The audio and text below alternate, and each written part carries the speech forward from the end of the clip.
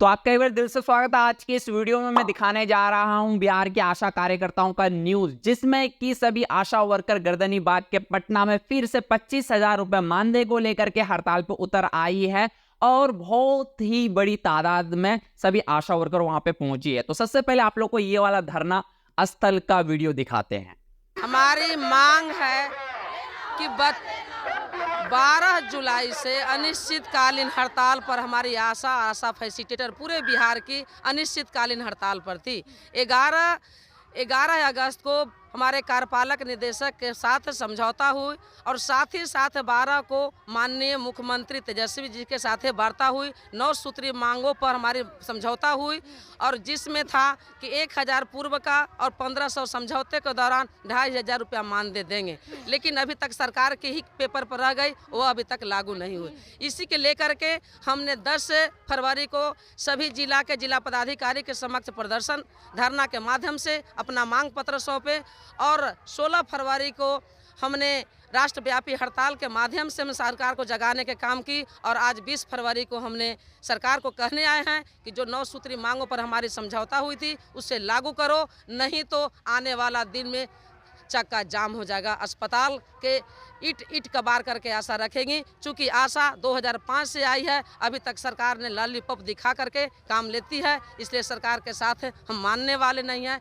हम इसके बाद हम अनिश्चितकालीन हड़ताल पर भी जाएंगे जब तक सरकार हमारी 9 सूत्री मांगों पर समझौता की है उसे लागू नहीं करेगी।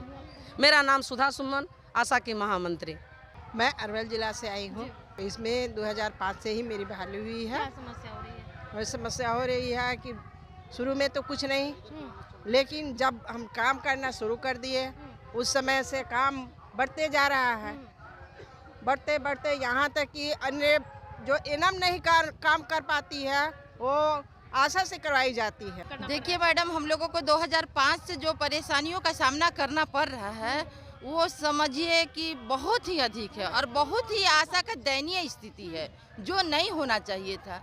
कहने का मतलब सरकार तो कहती है कि महिलाओं की सशक्तिकरण की बातें करती है कि महिला के उत्थान के लिए हम ये कर रहे हैं, कन्या बचाओ, ये करो वो करो, लेकिन क्या हम एक आशा कार्यकर्ता जो हैं, आशा दीदी, वो भी तो एक महिला है।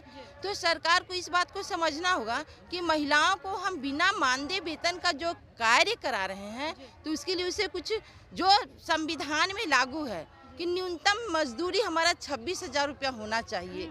कम से कम आप वो 26,000 तो दीजिए। अभी कितना मिल रहा है? अभी तो हम लोगों को मानदेय के नाम पर 1 रुपया भी नहीं मिलता है। जो भी मिलता है 1,000 रुपया पारितोषिक मिलता है और जो कुछ वर्क करते हैं हमारे अंदर, यानी आशा के अंदर 52 काम है, तो जरूरी नहीं कि 52 काम हमारी आशा बहन कर पाएगी।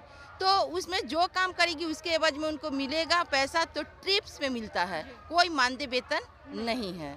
देश की जो पूरा जो हेल्थ सिस्टम है, अभी जो कोविड काल में पूरे देश ने देखा है, जो सारे प्राइवेट बंद था तो सरकारी सिस्टम ही चला था। उसी के अंदर जनता के अंदर जो स्वास्थ्य सेवाएं हैं, जैसे महामारी के टाइम में भी वो पहुंचाने वाली आशा वर्कर है, वो पूरे देश के अंदर 10 लाख से अधिक आशा वर्कर और फैसिलिटेटर है, तो उन्हीं के माध्यम से ही जनता का, आम जनता को ये स्वास्थ्य सेवा पहुंचाते हैं। लेकिन ना भारत सरकार ना कोई भी राज्य सरकारें हैं, इनकी काम को काम नहीं मानते हैं, ना उनका कोई मासिक वेतन का निर्धारित किया है, और जो है ये पीस राइट के पर काम कराते हैं और वो भी जो कोई जीने लायक वेतन नहीं है, तो और वो भी महीनों तक नहीं मिलता है, ये हालत है। तो हमारी जो बुनियादी मांग है, हमारी all India Asha workers and facilitators federation of India है जो CITU से संबंधित, हमारी जो मांग यही है कि बुनियादी जो देश के अंदर में इंडियन लेबर कॉन्फ्रेंस में ये निर्धारित किया है, आशा वर्कर को और बाकी स्कीम वर्कर को सरकारी कर्मचारी घोषणा करे और तब तक तो न्यूनतम वेतन दे और उनका पेंशन दे। जो मिनिमम ये है कि कोई भी कर्मचारी है उनके लिए न्यूनतम वेतन तो न्यूनतम है, और वो जो उसका जीने लायक एक जो है रिटायरमेंट बेनिफिट भी होना चाहिए। ये कुछ भी नहीं है। और सबसे मज़े की बात है, या एक बड़े जो एक क्रूअल जोक हम बोल सकते हैं, पूरे दुनिया को अपने स्वास्थ्य सेवाएं देने वाली जो महिलाओं को सशक्तिकरण के लिए उनका जो मातृत्व लाभ का जो हक दिलाने वाली आशा वर्कर को मातृत्व लाभ तक सरकार नहीं देते हैं। इससे बड़ा शोषण पूरे दुनिया में कोई महिलाओं का और मजदूर का नहीं है। अभी देखो जो ये बिहार के अंदर में जो किए गए समझौतों का लागू करने के लिए ये लड़ाई है, अभी उसको लागू करना ही पड़ेगा। और उसके जब तक ये आंदोलन होगा पूरे भारत के अंदर, अभी तो सरकार तो केयरटेकर गवर्नमेंट हो गया है, अभी चुनाव में जा रहे हैं, तो हमने ये निर्णय लिया है।